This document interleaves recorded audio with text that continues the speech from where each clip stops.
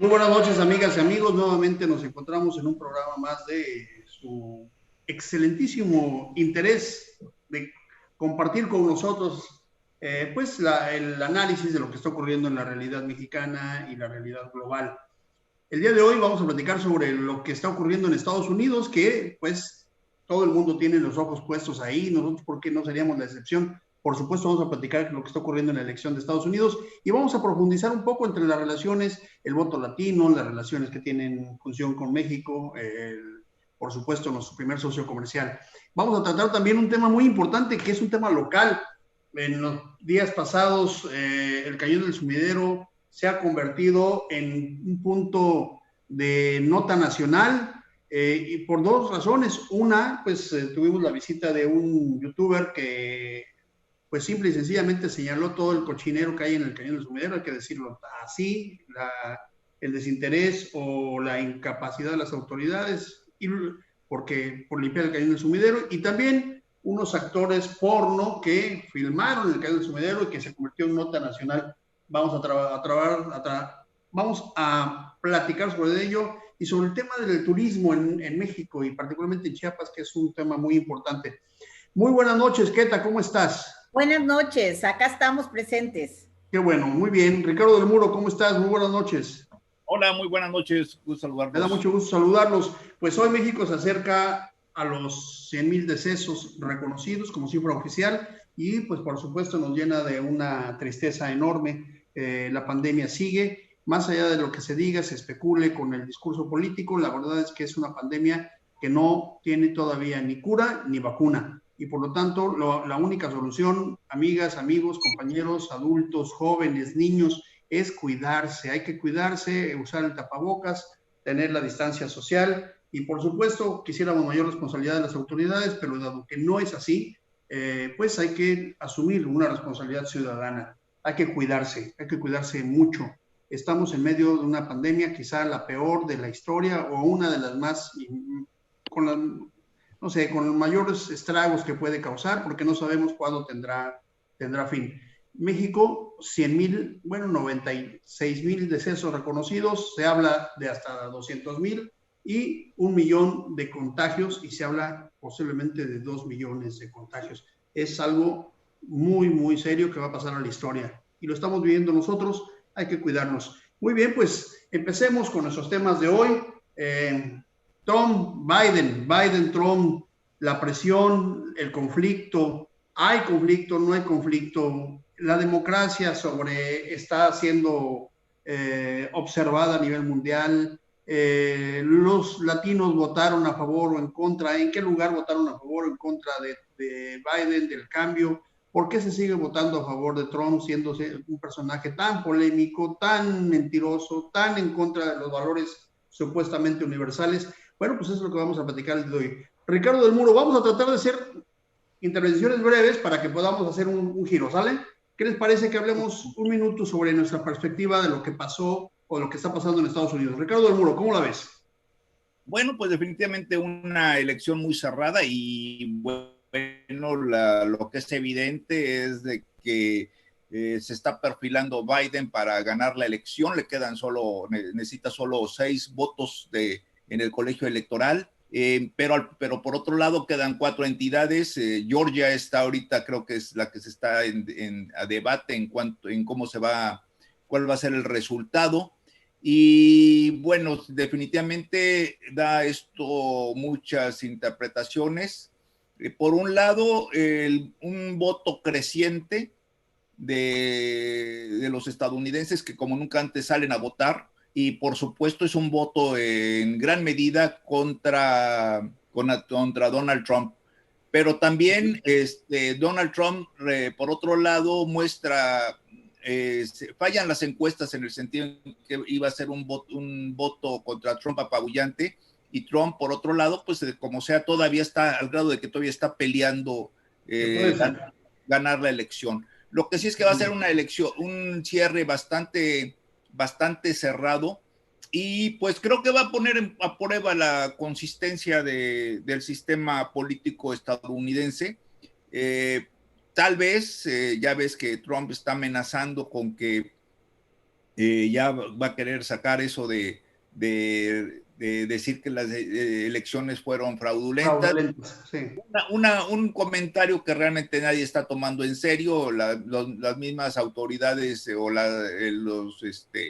las autoridades electorales allá o los equipos de elección que están en Estados Unidos no lo están tomando simplemente como una bravuconada, pero que en un momento determinado podría llevar a que la elección tal vez, si sale demasiado apretada, pudiera llegar a tribunales. Pero lo curioso es de que es un cierre prácticamente cardíaco, ¿no? Porque aunque sí podemos aventurar que por va una a ganar nariz, ¿no? Va a ganar sí, por una nariz Biden, tal vez. pero por el otro lado también Trump, si logra obtener votos favorables en estos cuatro estados, podría estar ganando también por una nariz. Entonces va a ser una situación distinta y muestra también algo que creo que se está generalizando en todo el mundo, en donde se da esa polarización en el electorado, ¿no? Pero en una pugna electoral muy fuerte. Muy bien, Ricardo del Muro. Queta, a pesar de que tenemos el COVID, que está la pandemia, que Estados Unidos es el país más golpeado por la pandemia, estas elecciones van a quedar en la historia como las elecciones más votadas de la historia. Es muy probablemente que lleguemos a 140 millones, bueno, que lleguen los norteamericanos, no somos analistas nada más, que lleguen los norteamericanos a 140 millones de votos emitidos. Es algo muy, muy importante a tomar en cuenta, más allá de quién gane y quién resulte ganador y de las elecciones. El pueblo de Estados Unidos salió a votar y hay muy probablemente 140 millones de votos. ¿Cómo podemos analizar este punto, Queta? Creo que hubo muchos antecedentes, ¿no? Todo este año estuvo muy polarizada la situación de los derechos civiles en Estados Unidos, ¿verdad? Sí. Todas estas marchas que sacudieron al país hicieron que el electorado se inclinara por Trump o por Biden, ¿no? Bueno, tal vez no era Biden en ese momento, pero sí por lo que los contrarios, el que pusieran de candidato, ¿verdad? Así es, anti-Trump. Y entonces desde ese momento se empezó a crear un clima electoral pues bastante polarizado, ¿no? Bastante un país dividido, un país que necesita un aire fresco en cuanto a los derechos civiles, retornar a los principios iniciales de la lucha por los derechos civiles, y luego también tienen una ventaja en Estados Unidos del voto por correo, ¿verdad? El voto electrónico, que eso facilita mucho. Se señala que cerca de 100 millones lo hicieron así, y además fue un voto anticipado con tiempo, que es otra situación que se da en Estados Unidos, que no se da en otros países, ¿no? Es una curiosidad de la democracia en Estados Unidos, porque yo creo que hay confianza, ¿no? En México sería como muy difícil todavía un voto electrónico o un voto por correo, ¿verdad? Todo el mundo diría, no, el fraude, ¿cómo, no? Todavía no está tan fortalecida nuestra democracia en ese sentido para que se dé este tipo de votación. Y luego fue chistoso porque, bueno, tal vez la palabra chistoso no es la palabra adecuada, ¿no? Sino fue algo muy peculiar que, a pesar de los 250,000 muertos por el COVID, eso no tuvo el impacto que muchos pensábamos que podría tener en contra de Trump, ¿no? Sí, que hizo una mala platicábamos la vez pasada, ¿no? Inicial, lo que comentábamos, ¿verdad? Pero también lo que sí hicieron en Estados Unidos, que no hicieron en muchos países, fue una serie de créditos y de apoyos, ¿verdad? A empresarios, de manera individual, que eso también contribuyó a que la gente se sintiera apoyada. Precisamente el Fondo Monetario Internacional, que siempre habla de recortes y de austeridad, una de las recomendaciones que le ha hecho a México, porque ve que los niveles de pobreza con motivo del COVID, pues se han aumentado, es precisamente un seguro de desempleo, ¿no? Buen punto, Queta. Oye, a ver, pero yo quiero, si me permiten poner en perspectiva para la gente que nos está siguiendo, un poco las fechas, porque queremos analizar las elecciones en Estados Unidos como el símil de lo que ocurre en México, y el sistema, como lo hemos dicho ya en varias ocasiones, es muy distinto. México ha tenido muchas modificaciones, pero todas las modificaciones que se han hecho se han realizado en función de los intereses de los partidos políticos, no en función de las instituciones políticas del país, como sí existen en Estados Unidos, como por ejemplo el mantener la paz, la democracia, la soberanía, los equilibrios, los pesos y contrapesos que ellos llaman, ¿no?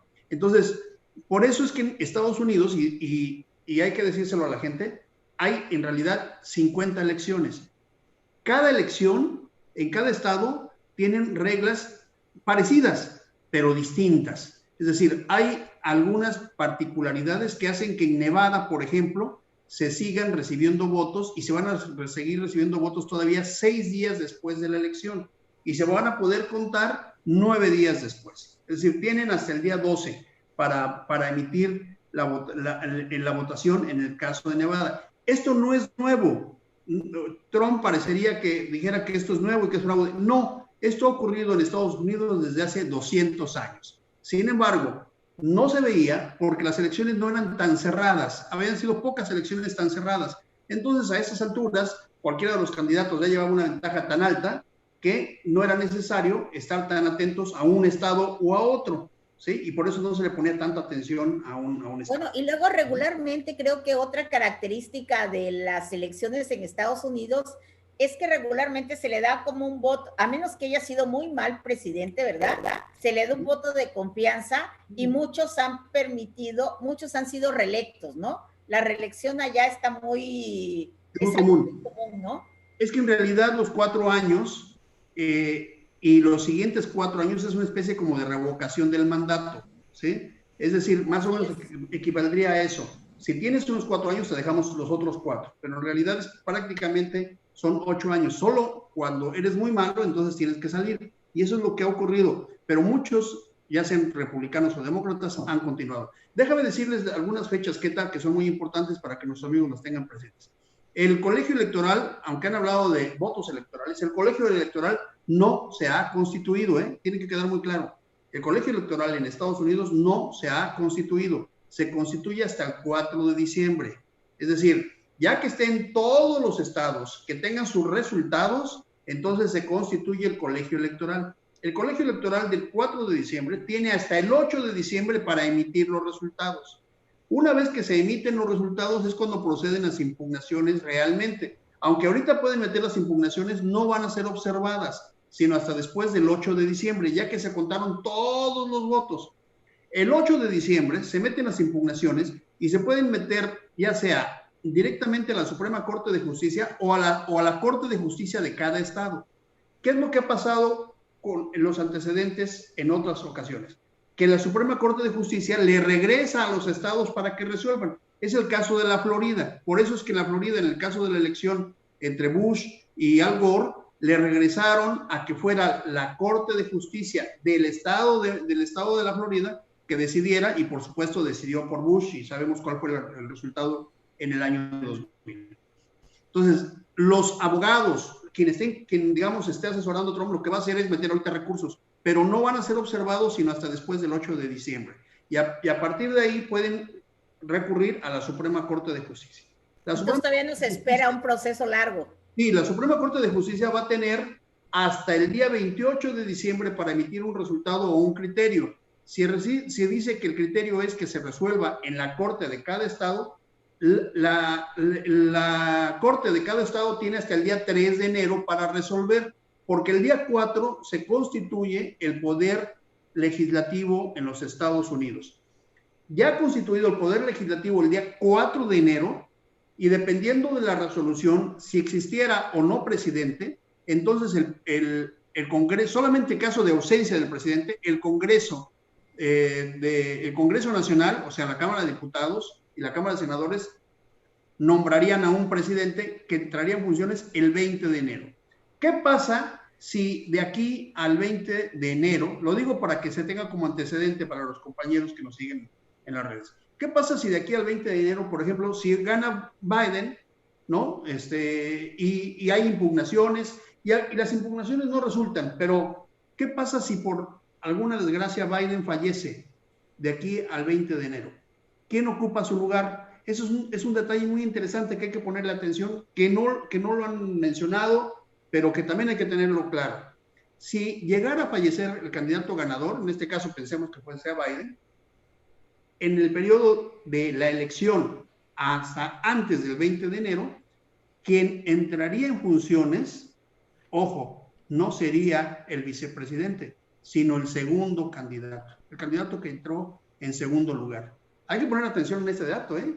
Es algo curioso, ese síqueta, ¿no? Sí. Es un dato curioso, que en México, pues, por supuesto, no ocurriría así, pero en Estados Unidos, pensemos que gana Biden, y si Biden, por alguna razón, además estamos en pandemia, fallece antes del 20 de enero, quien entra en funciones es el que quede en segundo lugar. En este Creo que caso, yo creo que aquí en México se convocaría nuevas elecciones, ¿no? aquí sería muy distinto, pero en el caso de Estados Unidos, Sí. el candidato que queda en segundo lugar, fíjate, es un caso inédito. Y solamente después del 20 de enero, ante la ausencia del presidente, ya entraría el vicepresidente. Así son las fechas, repito, de aquí al 4 de enero, colegio electoral, de 4 de diciembre, colegio electoral, 8 de diciembre, resultados ya definitivos para colegio electoral, o sea, los votos definitivos, hasta el 3 de enero se constituye el poder legislativo y a partir de ahí se califica la elección y el 20 de enero tomaría posesión quien resultara presidente después de resolver las impugnaciones. Más o menos así es como van a ocurrir las cosas, legalmente, constitucionalmente, y en general, por historia, los criterios que van a seguir es que no se resuelve en la Suprema Corte de Justicia, porque todos han dicho es que Bush cambió y ahora tiene más presencia en la Suprema Corte de Justicia. No, por lo general no es así. Los antecedentes es que la Suprema Corte de Justicia lo regresa a las cortes de los estados y es donde se resuelve, porque la disputa va a estar en uno o en dos, quizá en 3 estados, no más.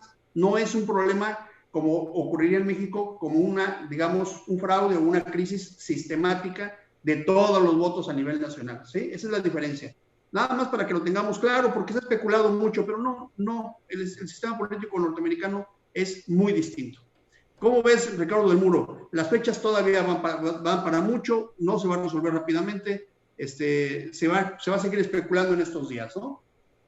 Así es, pero definitivamente creo que los resultados van a ser interesantes y sobre todo, pues esta elección da algunos puntos interesantes. Primero, de que, pues creo que es de llamar la atención esa polarización, si lo queremos llamar polarización, o sea, ese digamos, enfrentamiento electoral entre posiciones aparentemente opuestas. Entonces, el primero, en caso de que llegara Biden a la presidencia, él mismo lo ha señalado, tendría forzosamente que plantear un gobierno más, digamos, de centro para poder unificar al país. Por el otro lado, pues también se está dejando de lado la conformación del Congreso, en donde definitivamente, según tengo entendido, pues los votos están favoreciendo a la mayoría de los republicanos en el Senado, lo cual a Biden también lo dejaría con poco margen de acción, digamos, para poner en práctica muchas de sus propuestas de campaña, y también lo forzaría a asumir una posición más de centro. Y un punto que creo que vale la pena, y creo que eso va a ser lo que independientemente, bueno, no independientemente, en caso de que llegue Biden a la presidencia, es de que el principal punto de ataque de Biden contra Trump ha sido el mal manejo de la pandemia. En consecuencia, veremos, como dicen, si es lo mismo ver los toros desde la barrera que bajar al ruedo a torear, y veremos qué hace Biden para poder, de alguna manera, contrarrestar los errores que le ha señalado a Trump. Sí. Y aquí, pues eso va a ser también toda una lección. Sin embargo, muchas personas han dicho que ahorita esto está poniendo en jaque a la democracia estadounidense. Pues yo creo que no me atrevería a decir tanto, ¿no? O sea, se está, en caso de que pierda Trump, digamos que al contrario, sería el reforzamiento de que el voto puede en un momento determinado quitar del poder a un gobernante que se ha caracterizado por un manejo populista, por posiciones groseras, por cuestiones de polarización entre la ciudadanía. Y entonces eso al contrario de demostrar que se está debilitando el sistema político norteamericano, creo que esto demostraría que al contrario, que tiene la suficiente fortaleza para enfrentar este tipo de personajes de corte populista, ¿verdad? Yo pienso igual que tú, Y el Ricardo. otro punto, pues también, ¿mandé? Pienso igual que Que tú. coincidimos, Sí, ¿sí? coincidimos.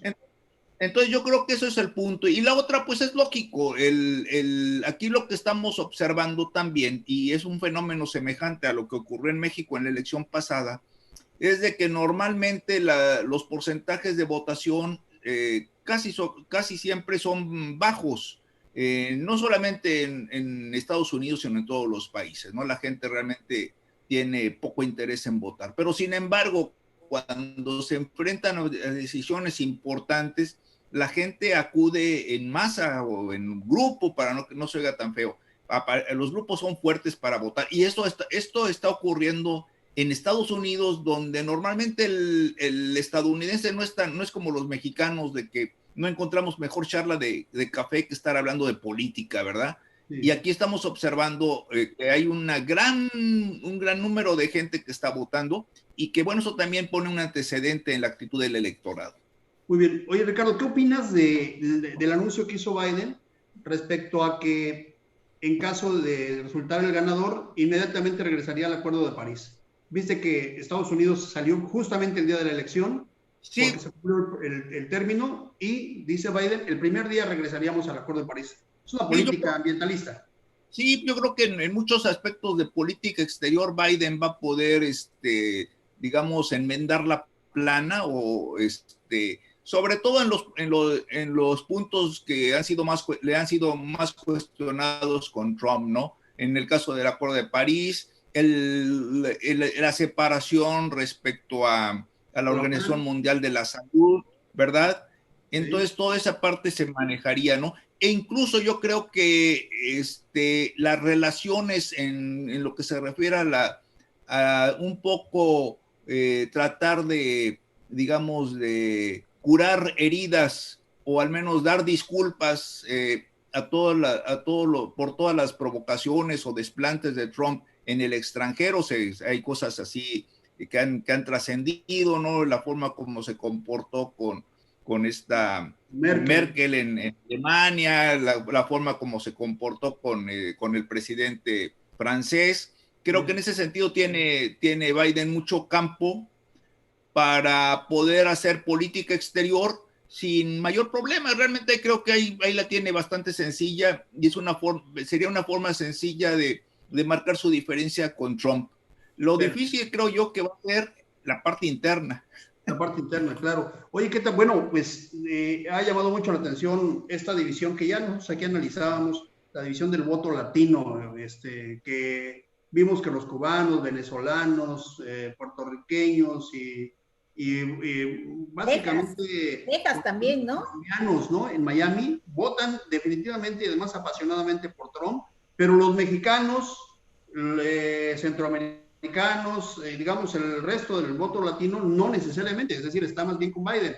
Es decir, el voto latino no es unificado en Estados Unidos. ¿Cómo ves que tal? Creo que hubo un manejo, sobre todo en la zona de Florida, donde hay muchos cubanos o descendientes de cubanos, porque yo creo que ya de los primeros cubanos, ya muchos de ellos pues ya pasaron a la historia, ¿verdad? De los primeros que llegaron, pero todavía existe ese sentimiento anticomunista, ¿no? Sí, sí. Y estaban manejando mucho que Biden y Kamala, la vicepresidenta, eran comunistas, ¿no? Y Sí. que eran un peligro si llegaban a la presidencia, que iban a tomar ciertas medidas en ese sentido, ¿no? Y creo que eso influyó mucho en el voto en la zona de Florida. En la parte de Texas, donde hay muchos mexicanos también, ¿verdad? Muchos mexicanos ahí también estuvieron a favor de Trump. Sí, ahí se dividió, Yo ¿no? creo que algunos beneficios, los que están legalmente y que están a través de empresas o a través de otro que no entran ilegalmente al país, creo que se sienten como identificados con Trump, como muy echado para adelante, el empresario que ha logrado triunfar, porque Trump de alguna manera resulta también como decimos aquí en México, que es producto del esfuerzo, ¿no? Oye, pero es una falacia, ¿eh? Porque es un empresario que ha tronado 64 empresas en quiebra, o sea, ha puesto 64 empresas en quiebra, ¿eh? Sí, pero de alguna manera ahí todavía sigue con esta cuestión de Oropel, tal vez, ¿no? Con el discurso, sí, con el discurso. Del discurso, ¿no? Del entrón, además el conquistador, de mujeres guapas, ¿verdad? Con una esposa muy... El macho men. Del macho men, ¿no? Sí. Y entonces yo creo que a muchos les gusta esta figura, ¿no? Y Biden se comportó como mucho más, no con ese carisma, ¿verdad? No con esa simpatía, ¿no? Una persona muy moderada para hablar, que sus discursos no eran como apasionados, que no lograron, el discurso de Biden no logró despertar en los pasiones, ¿no? Yo creo que se vio mejor Kamala en esta que hubo con el vicepresidente, ¿no? Sí, en el debate. Sí, en el debate, ¿no? Bueno, vamos a pasar a otro tema que es muy importante. Vamos a seguir discutiendo, vamos a seguir platicando sobre el tema de Estados Unidos, las relaciones con México, vamos a hablar sobre el tema del dólar y el peso mexicano, la economía, etcétera, en los próximos días, porque como decíamos, esto va a dar todavía todo noviembre y muy probablemente diciembre. Vamos a seguir trabajando sobre este tema, pero hay algunos temas locales que vamos a abordar ahorita. Antes déjenme mandarle saludos. Nos está viendo y nos manda saludos Miriam Escudero Villamil, le mandamos muchos saludos a ella, a don Leonardo, a don Mateo, que seguramente nos están viendo, muchos saludos. A Araceli Hernández Gómez también, muy buenas noches. A Leobar Davidova y Lerio Cruz, también un abrazo, muchas felicitaciones. A Marisol, muchas felicitaciones. A Maribel Preciado y a Miguel, muchas felicidades y un abrazo. A Lisette Escudero, muy buenas noches. A Roymar Robles Caballero también, que nos manda un saludo, muchas gracias por sus comentarios. A Cristian Carrasco, que está con nosotros, muy bien, pues a todos seguimos platicando con ellos, díganos qué opinan, porque ahora vamos con un tema muy local, que se hizo nacional.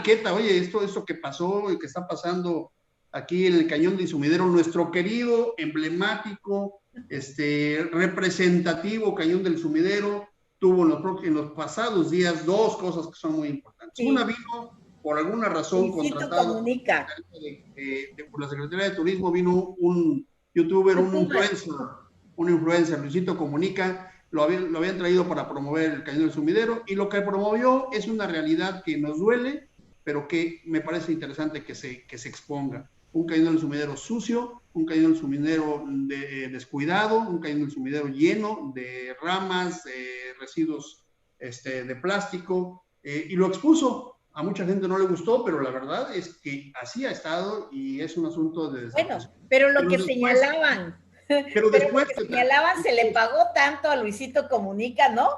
Porque hasta salió la cantidad que se le pagó. Dila.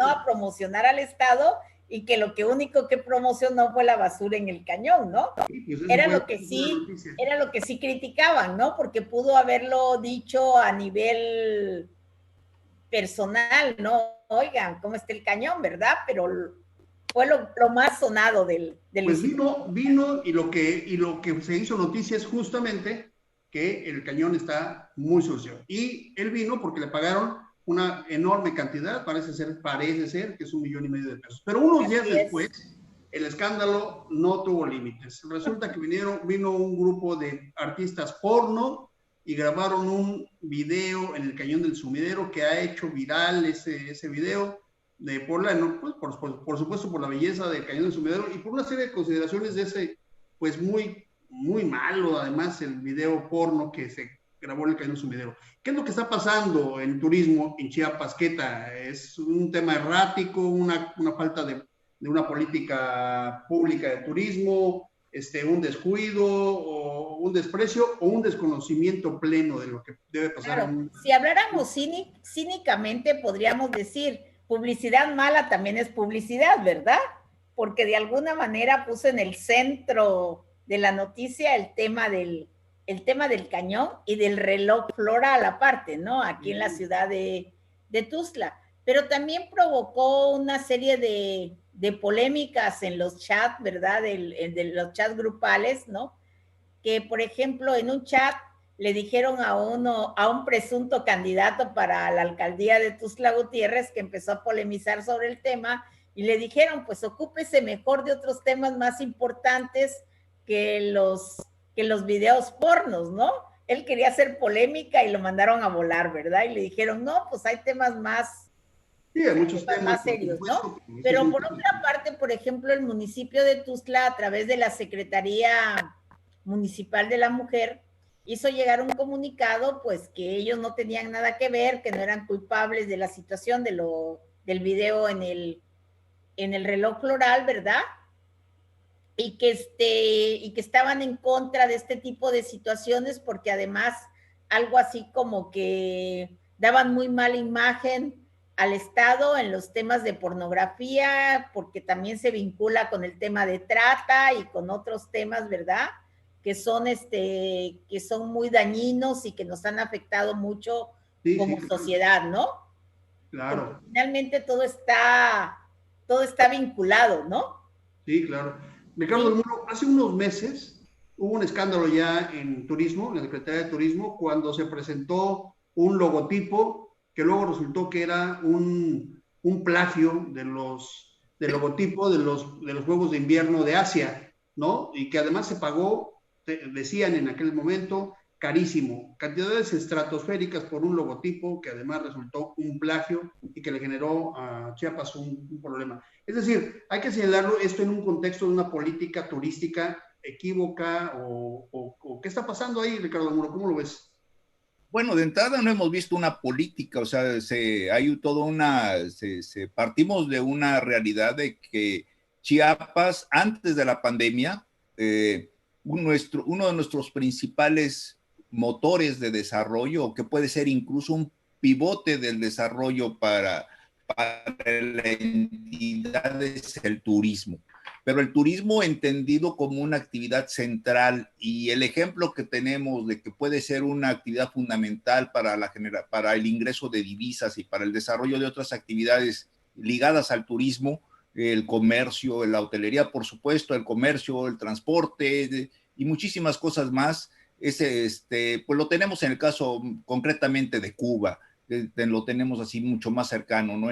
Por las condiciones de pobreza en un momento determinado y de limitaciones que tiene Cuba, y cómo Cuba ha logrado que el turismo sea una fuente de entrada de divisas Costa fundamental para Rica ese también, país. por ejemplo, ¿no? Sí, pero sí, ok, no, es que en el Sí, caso de Cuba, sí. digamos que la pobreza le hace que esta actividad sea todavía más fundamental. Pero aquí lo que hemos observado desde un principio se criticó fue desde el mismo momento en que nombraron a Catina de la Vega. O sea, no tenemos, ya había estado ella en este cargo, sin pena ni gloria, una política, digamos, más de relumbrón, una política muy tradicional de estar haciendo libros caros, videos y otro tipo de actividades que realmente pues no generan mayor desarrollo o que no afecta, que no impactan sobre el crecimiento del turismo. Podemos decir, Egoísta completamente. sí, porque podemos decir que Chiapas tiene un turismo temporalero, o sea, los turistas llegan a Chiapas no por la actividad de la Secretaría de Turismo, llegan a Chiapas porque Chiapas es demasiado bello y ahora sí que a pesar de los errores de las autoridades, la gente viene porque hay muchos atractivos turísticos, pero hasta la fecha no ha habido una política, digamos, fuerte, bien fundamentada para poder, insisto, que veamos que el turismo es puede ser la palanca de desarrollo de la entidad. Por lo que se refiere al caso de la secretaria, pues desde un principio el punto fue criticado. Se ha pensado que no sé por qué se le nombró, si por su parentesco con Jorge de la Vega, si otros señalan que también ha sido muy apoyada por Miguel Torruco, pero la verdad es de que no se ha visto ninguna acción No, claro. más allá de lo clásico, ¿no? El librito, el folletito, o sea, una promoción valga la pena muy provinciana, ¿no? Muy limitada, muy chiquita, muy tercermundista. Y creo que eso es lo fundamental. Se le estuvo en un momento determinado, al principio del sexenio, cuando se empezó a cuestionar su nombramiento, hubo una respuesta por parte de la Secretaría en donde se le veía que tuvo algunas reuniones con los hoteleros, que tuvo algunas reuniones con funcionarios de Estados Unidos, pero pues sí, o sea, simplemente foto para la prensa y nada de acción. Ahora, lo interesante, y esto es lo que nos debe de llamar la atención, es de que en realidad uno de los sectores más afectados por la pandemia precisamente ha sido el turismo, ¿no? En México realmente todo el mundo se paralizó la actividad turística, pero en México hasta septiembre tuvo una caída de 61%, o sea, terrible, y en Chiapas está igual. Pero Ricardo, pero el turismo, por ejemplo, en Cancún y en, no sé, por ejemplo, Acapulco, Vallarta, se está recuperando. Y en Chiapas es una actividad, como tú mencionabas, básica, elemental. Y los hoteles están quebrando en Tuxtla Gutiérrez, están en una capacidad del 30-40% máximo. Mira, aquí tengo una cifra para que nos dé, simplemente, de acuerdo a las mismas cifras de la Secretaría de Turismo, entre enero y septiembre de este año, que son las últimas que tienen subidas en su portal, dejaron de venir a Chiapas 5.771.626 turistas. O sea que esto significó una caída de 71% en la derrama económica, al registrarse solo 5.477 millones de pesos, mientras que en el mismo periodo los ingresos del año anterior fueron 18.825 millones de pesos. La ocupación hotelera fue del 17%, lo que representó una disminución de 25% en comparación al año anterior.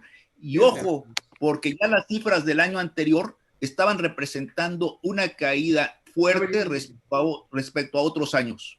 Sí, ya venía en caída, ya era una caída libre. Y bueno, ya aquí hay otro tema, o sea, se ha remodelado el aeropuerto, se han hecho esfuerzos, creo que el aeropuerto se acaba de remodelar, se inauguró hace poco, es decir, como que la infraestructura se está trabajando bien, pero la promoción turística no está a la altura de ninguna manera. Y otra cosa, me separo ahora está quebrando Interjet, Queta, quebró Aeromar, quebró Aviaxa Mexicana y una serie de líneas que venían a Chiapas, y nada más vamos a quedar ahora nada más con Viva, Viva Aerobús, que son malísimos. Ahí me preocupó mucho la quiebra de Aviaxa, porque en el caso de Aviaxa era la puntera en las promociones. Por ejemplo, Aviaxa ponía unas promociones de primera, entonces las demás aerolíneas pues tenían que bajarle a sus boletos por todas estas promociones de Aviaxa, ¿no? Sí. Y luego Mexicana, que era una línea tan tradicional, valga la redundancia, ¿verdad? Mexicana, ¿no? Con identidad. Con identidad, que tenía mucho más prestigio que Aeroméxico, ¿no? Sí. La dejaron morir, ¿no? Entonces es muy triste, se habló hasta como de un complot, ¿no? Contra Aviaxa, con Mexicana, de otras líneas, para quitarles las rutas, las mejores rutas, ¿no? A estas dos aerolíneas. Pero entonces, ahora Interjet está tronando. A Interjet está tronando, y entonces tú vas a la Ciudad de México y ves el espacio que tiene ahí Mexicana, y además no solo, lo de Mexicana no solo en términos turísticos, sino en términos sociales, lo que significó gente que estaba a punto de jubilarse, le echaron a perder la vida, ¿verdad? Porque no se pudieron jubilar, ya personas mayores. Ni tuvo solución, ¿no? Ni tuvo solución. Pero en el caso de Chiapas es muy importante la aviación, porque mira, tenemos un aeropuerto en Palenque que está prácticamente abandonado. ¿El de Comitán también?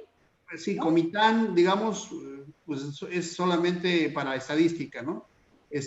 Tapachula es un aeropuerto muy limitado, ¿no? Con muy pocos vuelos.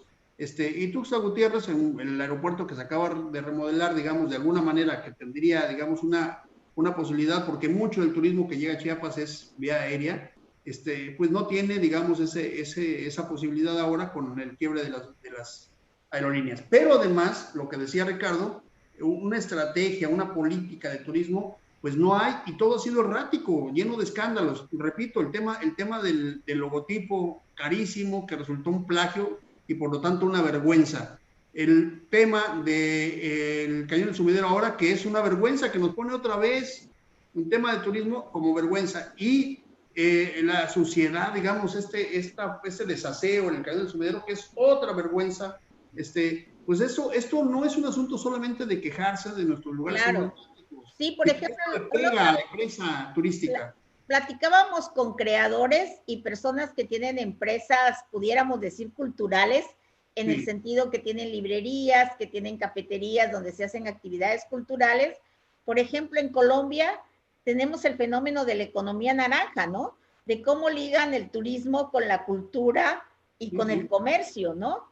Y entonces, por ejemplo, aquí en Chiapas, que por tradición ya se hacía el Festival de Marimbas durante muchos años, que venían marimbas de Japón, de África, de diferentes partes del mundo, y que ya se había convertido en algo tradicional. Por ejemplo, si tú tienes un festival de la marimba o otro tipo de festival como el que se hizo durante años en San Cristóbal con muy pocos recursos, el festival de jazz, que se hizo como 10 años, y entonces tú ya sabes las fechas en que estas actividades se celebran, entonces la gente viene porque ya sabe en qué fecha se celebran. Oye, ¿qué tal? ¿Y no será que nos estamos equivocando y que ahora va a ser ya ahora el festival porno en el Cañón del Sumidero? Pues yo creo que no lo dudes con esta situación que se dio hoy, ¿verdad? Y porque además el director o camarógrafo que vino, que trajo a estos artistas, si se puede decir artistas, ¿verdad? Todavía en las redes sociales hace como mucha publicidad y hasta ves que son tan ingeniosos, somos tan ingeniosos los mexicanos, ¿no? Que ya salieron una serie de cartelitos. No, y los memes que han salido fabulosos, ¿no? En ese sentido, pues han sido fabulosos y han sido de mucha publicidad. Hoy platicaba precisamente con una amiga ecuatoriana y me decía que, y le digo, oye, y en Ecuador son iguales que nosotros los mexicanos, buenos para el albur y... Sí. Buenos para el albur y todo, ¿no? Es que está una prima aquí en la... Saludos a tu prima. Saludos, sí, que somos buenos para el albur y toda la cuestión. Y entonces, dicen, no, fíjate, en Ecuador no somos así como ustedes, ¿no? A mí me costó mucho acá todas las bromas que me hacían en México. Y yo creo que esa parte del mexicano, ¿no? Del humor es lo que nos salva y que no ha habido otra revolución, ¿verdad? Yo creo que sí. Pero bueno, pues esperemos que esa no sea la nueva política de turismo en Chiapas, porque, digo, sería muy lamentable. La verdad es que sí esperamos con mucha seriedad, ¿no? Que sí haya algo, porque del turismo dependen muchas familias chiapanecas. Hay mucha derrama económica, no solamente restauranteros, hoteleros, sino mucha gente que vende artesanías. Es decir, el turismo es una actividad fundamental para nuestra entidad. Además, por ejemplo, yo comparo a Chiapas con Costa Rica, ¿no? Que tenemos muchas similitudes. Y cómo Costa Rica ha logrado también centrar su economía en el turismo. Sí, claro. Y además, naturalmente, es más bonito Chiapas, ¿eh? Sí, y además no tenemos esa gastronomía que la gastronomía chapaneca no la tiene Costa Rica. Bueno, que nos oigan los costarricenses, ¿verdad? Nos van a demandar. Pero hay una riqueza gastronómica en Chiapas increíble. Más allá del tamalito de chipilín. Más allá del tamal del chipilín. Sí, ves que ahora, por ejemplo, en San Cristóbal hay varios chefs de origen indígena, ¿no? Buenísimos, que están haciendo esta comida fusión, ¿no? De retomar elementos de la comida tradicional chiapaneca y dándoles un nuevo giro, ¿no? Sí, deliciosos, con flores y cosas así extraordinarias. Muy bien. Ricardo del Muro, para cerrar el programa del día de hoy, ¿cómo ves? El tema turístico pues, sigue siendo importante porque es un asunto económico. Es que lo que yo por eso lo señalaba de que tenemos, o sea, al estar hablando de un turismo temporalero, que decir así como la agricultura temporalera que se da por gracias a la naturaleza. Aquí digamos que el turismo en Chiapas crece y los turistas siguen viniendo a pesar de la falta de autoridad y de política turística, porque eso es algo que nos debe llamar la atención. Chiapas es una entidad que se conoce a nivel mundial, que sus riquezas culturales, naturales, sus sitios arqueológicos, Palenque, Bonampak, se conocen en todo el mundo. Tú vas a cualquier parte del mundo y dices, soy de Chiapas o vengo de Chiapas, y inmediatamente captas la atención de tu oyente extranjero.